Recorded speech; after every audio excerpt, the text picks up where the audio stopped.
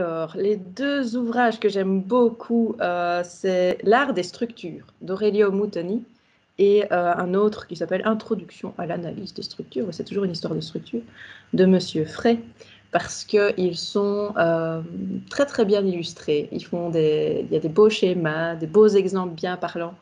Et donc j'aime beaucoup reprendre ça dans mes cours pour les y insérer, pour qu'ils aient des choses qui les marquent, et des beaux schémas et des belles choses qui se souviennent.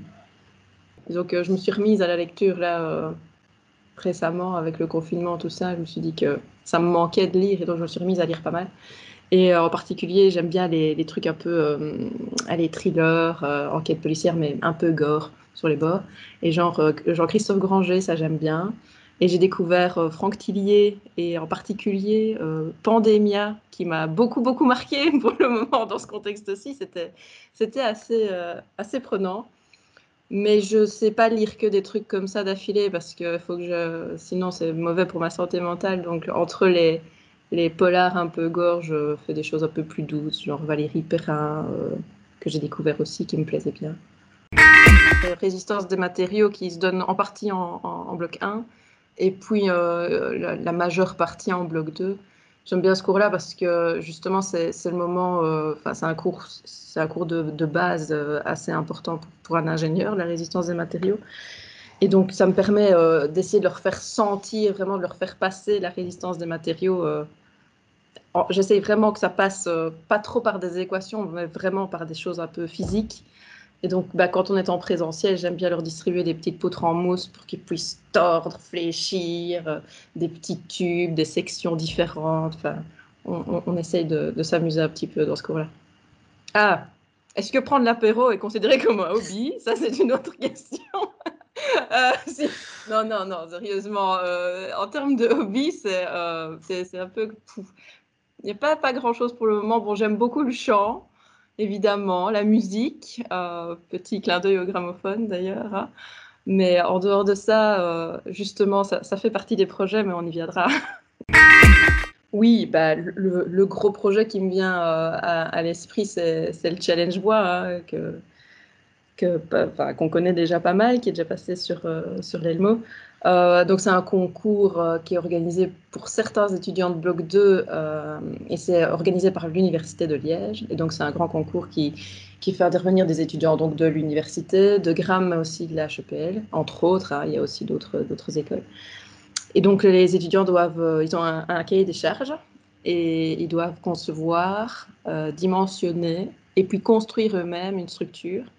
Donc, par exemple, je sais pas moi, l'année passée, il y avait un porte-à-faux, on devait aller le plus loin possible avec une somme d'argent donnée. Et donc voilà, c'est hyper chouette parce que les étudiants s'y mettent à fond, ça leur demande beaucoup, beaucoup d'investissement.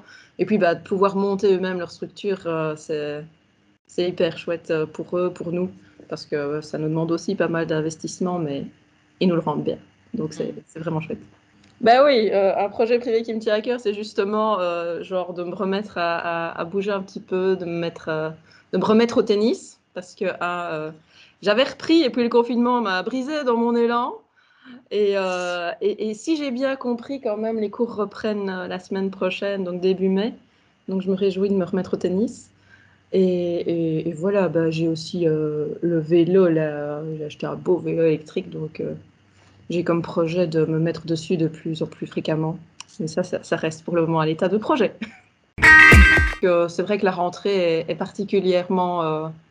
on se réjouit quand même de voir arriver la rentrée après les 2 mois, le mois de vacances. On se réjouit de voir arriver les nouvelles têtes et de pouvoir guider les premières années.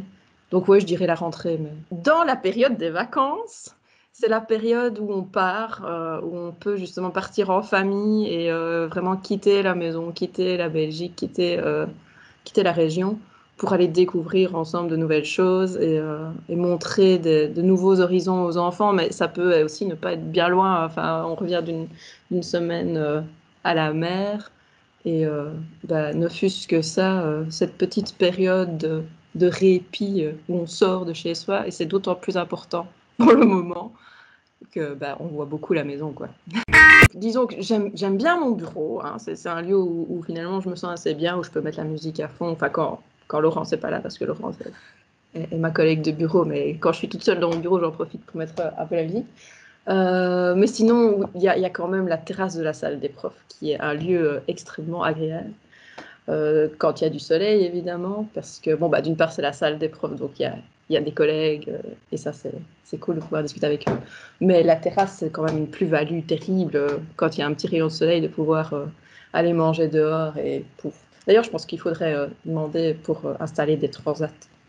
Mais ça, c'est une autre histoire. Oui, ben, on va continuer dans la ligne des transats, hein, puisque, allez, en été, c'est vrai que j'aime beaucoup être dans le jardin et justement m'allonger sur mon transat. C'était d'ailleurs ma pause pendant la période confinement. Je me mettais une demi-heure dehors, juste vraiment pour me forcer finalement à être dehors. Et ouais, profiter un peu du jardin. Et puis, bah, quand il fait mauvais et qu'il fait froid, sous un plaid dans le fauteuil, devant le poêle. Ça, c'est l'endroit parfait pour de la maison. Ah bah, c'est extrêmement basique parce que en fait, je mange des tartines et de la soupe. Quand je mange à Grames, je mange vraiment très très de manière très basique. Éventuellement de la soupe qui vient de la cafette. Sinon, de la soupe en sachet, tout est bon. C'est une petite préparation que je fais chaque année. C'est plutôt une tradition culinaire. Toujours au moment de Noël, Nouvel An, en fait, je fais ce qu'on appelle des bonans, c'est-à-dire des petites galettes très fines et très croquantes, pleines de beurre et de sucre. Et j'en distribue en fait à tire-larigot, à la crèche des petits, tout ça. Je distribue à la famille, aux amis, à tous ceux que je croise dans cette période-là. Il faudrait que j'en amène une fois à la salle des profs d'ailleurs. Je suis sûre que c'était ça que tu allais me dire. Il me semble que je dis beaucoup voilà. Voilà, il me semble que je commence tous mes cours quand j'ai fini de lancer l'enregistrement, que je fais voilà. Sinon, je leur demande toujours enfin, est-ce qu'on est tous bien d'accord là-dessus? Pour voir s'ils ont compris, si on est tous bien sur la même longueur d'onde. Souvent, je m'arrête, je dis est-ce qu'on est tous bien d'accord là-dessus? Et je ne sais pas si en fait ils sont vraiment d'accord, mais j'ai quelques pouces qui se lèvent une fois de temps en temps. Donc oui, évidemment, avec cette période-ci où on donne cours à distance, on a vraiment beaucoup tendance enfin en tout cas moi, à leur demander et quoi, ça va? Vous suivez? Vous êtes toujours vivant derrière votre ordinateur? Ben oui, en fait, je me rends compte que je dis quand même pas mal de gros mots hein, en dehors de l'Elmo, même parfois sur des vidéos, il doit y avoir des enregistrements où je dis des gros mots quand il y a des problèmes techniques et ce genre de choses. Donc à la maison, c'est d'autant plus problématique qu'il y a le petit qui commence à répéter. Et donc ça la fout vraiment, vraiment mal. Donc je vais essayer de faire attention à remplacer tous les par punaise.